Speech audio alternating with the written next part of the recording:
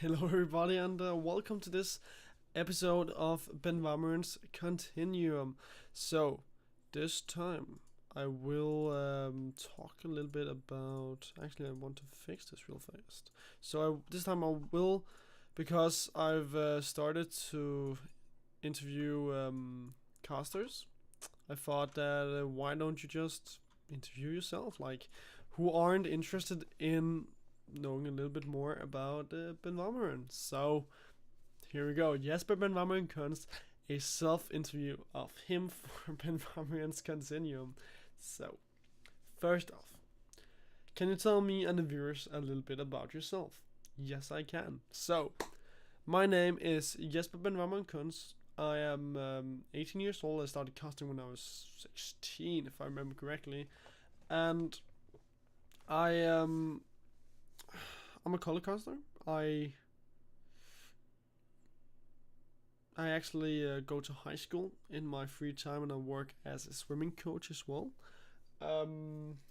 where I teach children from the age of 5 to 18 how to swim. And besides that, I'm the head coach at Haderslev Swimming Club, and I'm also lifeguard.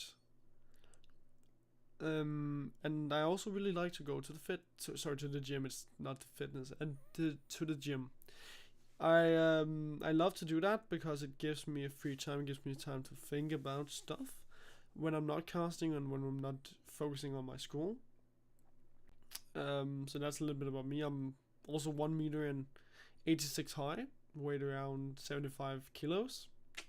So it's not that big, but it's not like I'm thin as fuck as well. And which role do you fulfill in broadcast? Well, I do color primarily. I have started to do a little bit more play-by-play, only to get an idea on how to fulfill like everything in the broadcast. But I'm really bad at it. It's still color, which I'm good at. And in terms of games that I cast, I do League of Legends. I do Counter-Strike Global Offensive, I do Rocket League, and I have done a little bit of Modern Combat 5 Blackout as well. So that's basically the things that I cast. And if we start off by talking about Rocket League, my favorite thing about Rocket League as a caster is the fact that it's so fast-paced, and the fact that when you look at it from the outside, there aren't a lot of the depth to the things that they do. There aren't necessarily that big of a change coming out when you start an attack in terms of with attacking down to all the court of the enemies. But then you go in there as an analyst and you actually find out how do you start these attacks. Why can they actually get down there and attack, and how can they actually score? And that's really one of the things that I love, because it's not easy, but it's definitely doable, which I love, which I really do enjoy quite a lot. Then we have Counter-Strike and League of Legends, and I love to talk about these two things in a complete package, so to say, because the two games they're not exactly like two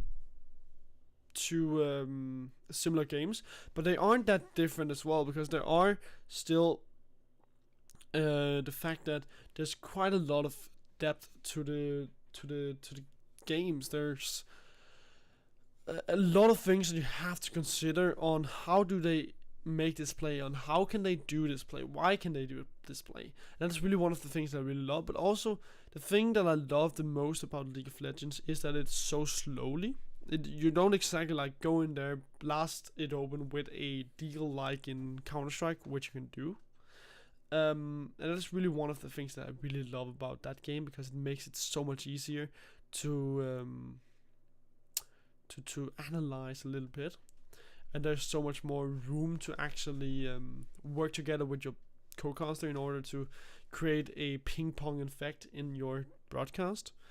And that's something that I also like about Counter-Strike, because yes, you can't exactly make this ping-pong effect, but you can do so much more. You can do something else, which is basically play off of each other. You can make a broadcast where you do have one primary color and one primary play-by-play, but you can also blend this together, make it so that yes, you have a play-by-play and a color, but the color can do play-by-play as well, and the play-by-play can do color as well. Basically, you can blend this together in order to create this more flowing rhythm, and it's not bad. I do like that fact, because in fast-paced strategies, like if someone blows open the B bomb site with a flashbang or smoke, it's not always that easy to make a transition in terms of a color, like say, oh, here comes the flashes. Then you sometimes have to be ready to continue the rhythm, to continue the play-by-play, so that it actually feels like it's flowing, like it's one continual broadcast, so to say, like one continual push. And what's your favorite thing about being a commentator? I really like storytelling. I really, really enjoy being a storyteller, in that sense that I, for one, really enjoy talking about why people can do this, why they can do A, and how it'll lead to B, and how it'll lead to C, and then create stories of that. And that's probably also one of the things that I hate about being a commentator, because I really, really do enjoy this. And it's kind of something that brings me down from time to time, because I did the LoL Ragnarok tournament, and while I think I did a fairly okay job at commentating the Tricked versus Ragnarok's game, I was a little bit depressed afterwards, because of I felt that I didn't tell the story correctly in terms of what the players needed. I felt that it could have been so much more better, and I know that I did the best that I could, but I wanted to do more. Like I wasn't happy at all, and that's one thing that's really hard about being a storyteller in that sense. But that's basically my favorite thing about being a commentator, being able to tell stories, and it's so fucking awesome when it succeeds, and it's really sucky when it doesn't. And where do you go when you need some inspiration? Well, I tend to go on Reddit sometimes to look for. I like to type in and search for new posts about commentary. Like, I just type in caster, find new posts, and look at what has come up. In terms of looking at other casters, I really enjoy looking at Frost Curran. I think she is the caster that I want to be and not want to be, because I love the way that she tells things. I love the way that she talks. I really love all about her commentary, but I want to blend that with something like Kobe, because I'm very hype. I can be very hype. That's one of my strengths, and I want to blend that in, because I think she is the perfect color caster, more or less. At least one of the ways that she explains things, that is, like, she doesn't do it perfect, but the way that she handles it, her style is so unique and so good that I feel like it is a bit of how a perfect color caster should be. So I really look up to her quite a lot. Papa Smithy is a little bit like the same, in terms of what I feel like is my strength, which is pick and ban phase. I look up to DeFisio, because he's so good at it. So really, when I need inspiration, I tend to look at other casters and look at them. And then my greatest professional achievement is being able to commentate Riot Games tournaments. So far, I've only done Ragnarok. I might have something else coming up as well, hopefully. And these are my greatest professional achievements. Besides getting my first paid job in terms of casting, like getting that extra push from being like a tier 3 caster to actually becoming a tier 2, getting that acknowledgement really helps quite a lot. It really helps quite a lot in terms of giving me that extra boost in morale to actually feel like I deserve this. So getting the Ragnarok to help is so good, and that's my greatest professional achievement. Which caster do you look up to the most? Well, that's gotta be First Current. Yep, I told you why. I think she's so good. I love her style. I love the way that she explains things. And I do think, again, she's a freaking good color caster. And I want to get a little bit of her style. Not exactly copycat it, but something like that could really be what I'm looking out for. And I do think I have a little bit of that, but just me being a foreigner in terms of not being a native English speaker, I've come a long way since I started casting, but I'm still not quite there. I'm not that good enough to actually like have a full-time job for this, which is something that holds me back in terms of getting to that point where I feel like I'm at a first current level.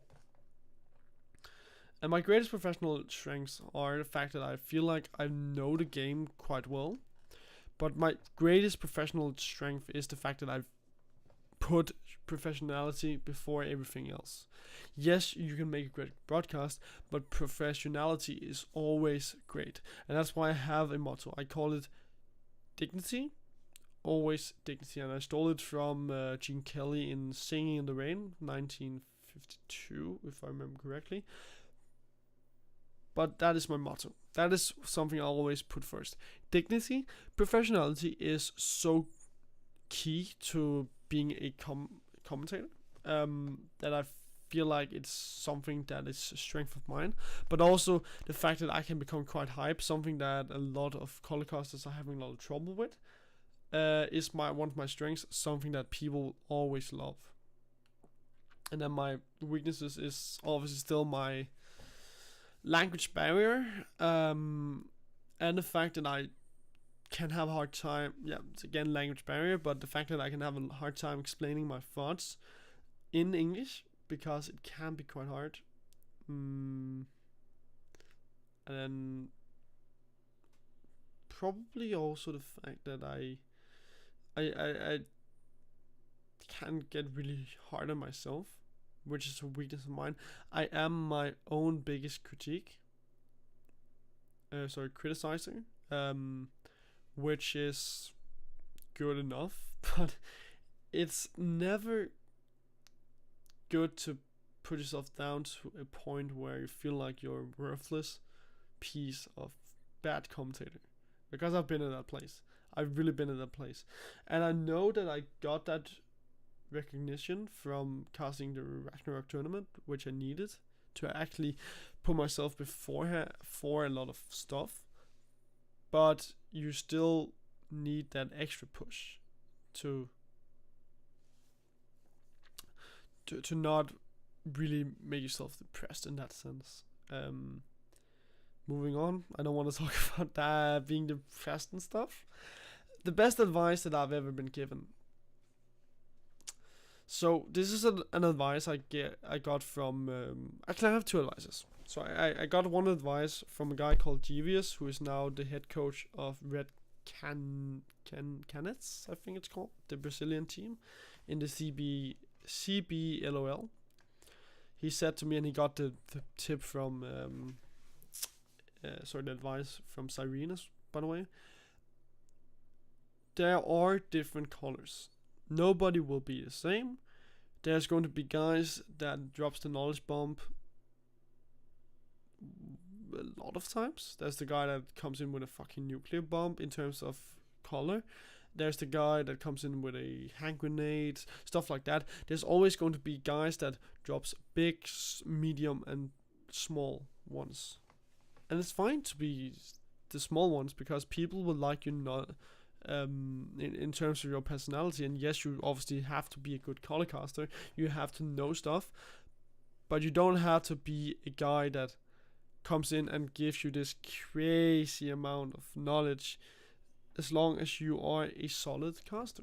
And then my second advice I got from Curtis Ninja Rider Kenyon here, the guy that I talked with in Shoutcaster Saloon not that long ago.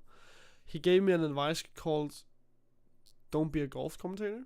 You don't want to talk like this when you're commentating. You don't want to be monotone. You want to actually talk like this, and you want to be able to utilize your voice so that you can actually convey your emotions and go from this to this, and then actually be able to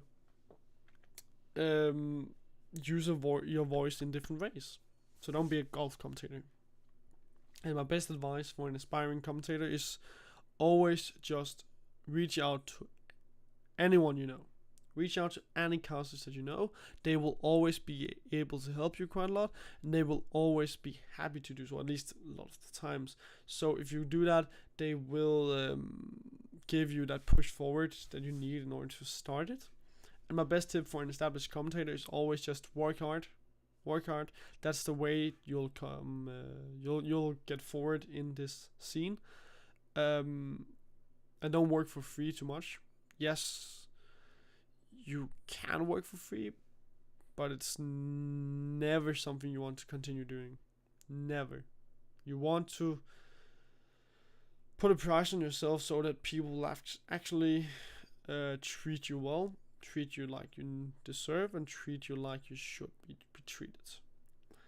And in terms of qualities that I look for in a co-caster, I always look for someone that are better at English than me, because getting someone that are better at English than me is a way to make the broadcast a little bit more flowing, because it's not like I'm bad at English. It's not like I'm very slow. I don't talk like this all the time, but I can talk like this. I can actually come in and have a fairly fast-paced conversation, but just getting someone English also helps in terms of accents. So basically looking for someone who are also English but also knows how to ping pong with me is very good.